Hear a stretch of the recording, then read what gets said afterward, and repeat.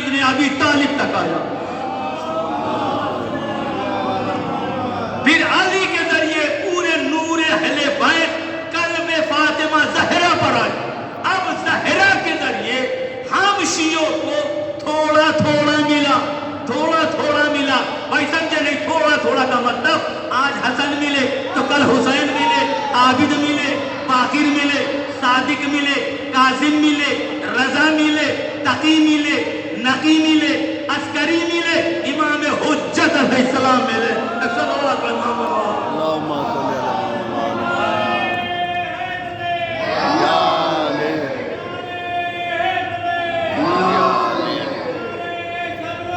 اللہم صلی اللہ اللہم بھائی توجہ فرما رہے ہیں کہ یہ تھوڑا تھوڑا کر کے ایک ایک کر کے ہم کو ہمارے امام ملتے رہے. مسلمانوں نے کہا بتا دیجو تمام کر رہا ہوں بات. مسلمان کہنے لگا صاحب آپ کے 12 امام ایک ساتھ کیوں نہیں آ گئے؟ میں پلٹ کر کہتا ہوں کہ پورا کا پورا قرآن آپ پر ایک ساتھ کیوں نہیں آ گیا؟ کہا صاحب امت یہ پورا قرآن ایک ساتھ برداشت نہ کر پاتی.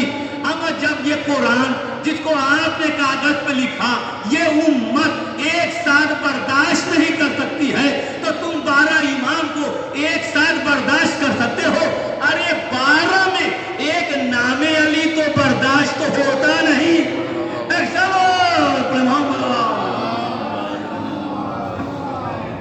وزیران محترم یہ ہے اہل بیت.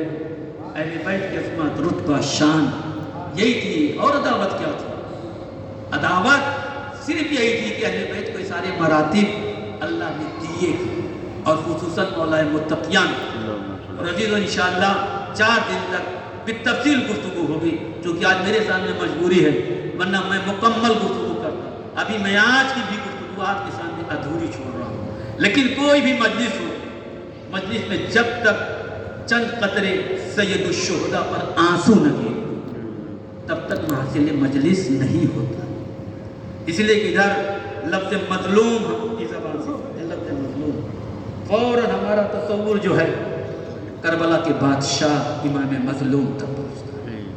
اس لیے کہ کائنات میں اتنا بڑا مظلوم کوئی نہیں گزرا اور نہ ہی اتنا بڑا کوئی سخی گزرا. مظلومیت اس حد تک کہ آدم جیسا نبی کہتا ہے کہ جب ہم نام حسین کو لیتا ہوں تو میرا دل بیٹھنے لگتا ہے. اللہ یہی حسین روز عاشورہ 71 لاشیں اٹھانی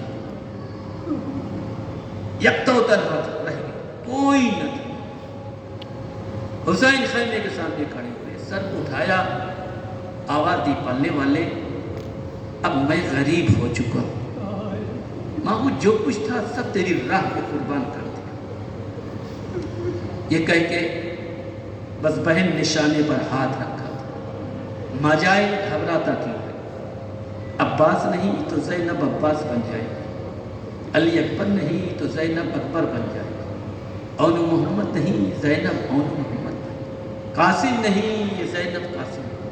اللہ بہن سہارا دے رہی بھائی. بتا دارو تفصیل نہیں جانا. یہی حسین مقتل میں جب چلنے لگے اور جب مقتل میں پہنچے تھے تو شہزادی زینب سے رہا نہیں گئی، خیمے سے نکل پڑی. خدا کرے جو زیارت گئے ہیں گئے، جو زیارت سید الشہداء کے لیے نہیں گئے وہ بھی جائیں اور مولا ان کو بلائیں. جب آپ جائیں گے تو وہاں پر آپ کو ٹیلہ زینبیہ ملے گا. یہ ٹیلہ زینبیہ وہی ہے کہ جب حسین مقتل میں پہنچے تھے تو شہزادی خیمے میں نہیں رک پائی، اسی ٹیلے پہ جا کے کھڑی ہو گئی کہ یہیں سے میں اپنے ماجائے کو دیکھتی رہوں، حسین کو دیکھتی رہوں، حسین کو دیکھتی رہی. اہل مقتل نے لکھا کہ مرتبہ پورے میدان میں غرد و غبار چھا گیا. اسی لیے جب گھمسان کی جنگ ہوئی تو غرد پوری ہی کربلا پر. اب زینب پریشان ہو گئی، میرا ماجایا نظر نہیں آ رہا.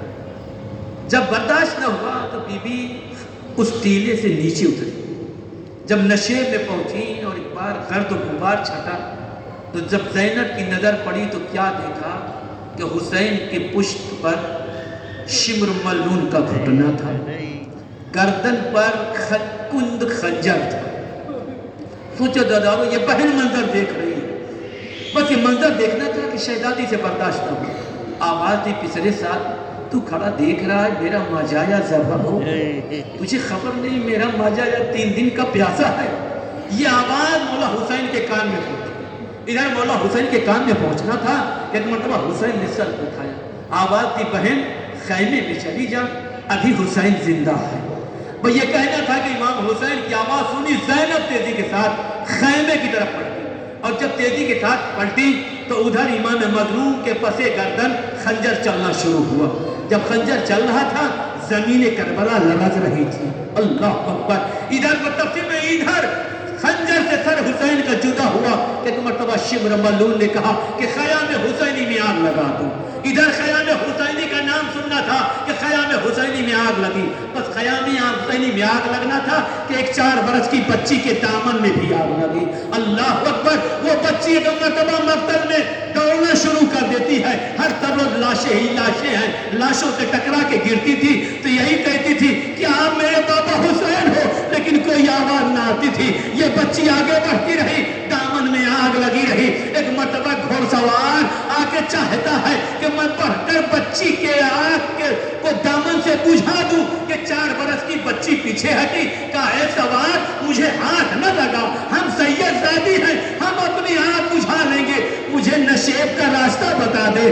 कहा नशेब में जाके क्या करोगी? कहा मेरा बाबा कहता था ए सकीना, जब मुझे मैं न मिलूं तो नशेब में आ जाना, तेरा बाबा नशेब में मिलेगा।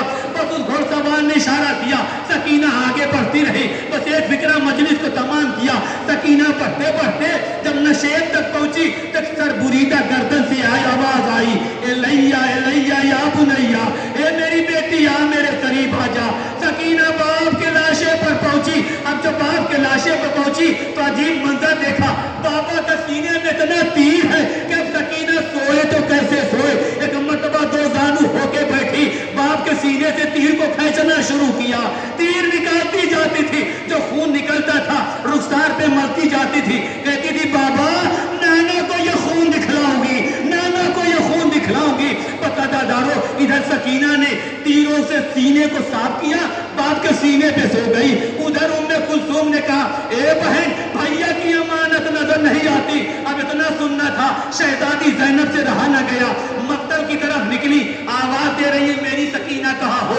लेकिन अजीब फिक्रा अहले मक्तल ने लिखा दारो कि जब ज़ैनब किसी लाशे से टकराती थी तो मर्तबा झुक के कहती थी अंता आखी या हुसैन, क्या तू मेरा भाई हुसैन है।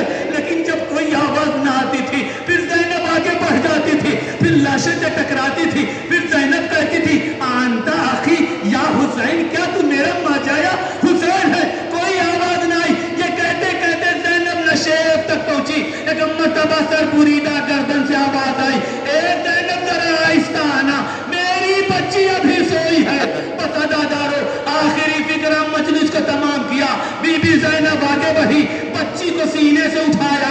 सकीना तड़प कर बोली ए मेरे बाबा के सीने पे सोने दे।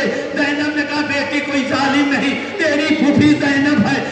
मरतबा आगोश में लिया, चंद कदम चली थी, आखिरी फिक्रा मजलिस को तमाम किया। अदादारो हुसैन की मजलूमियत को समझ लो कि मरतबा बच्ची ने कहा ए फूफी अम्मा, एक लम्हे के लिए अपनी आगोश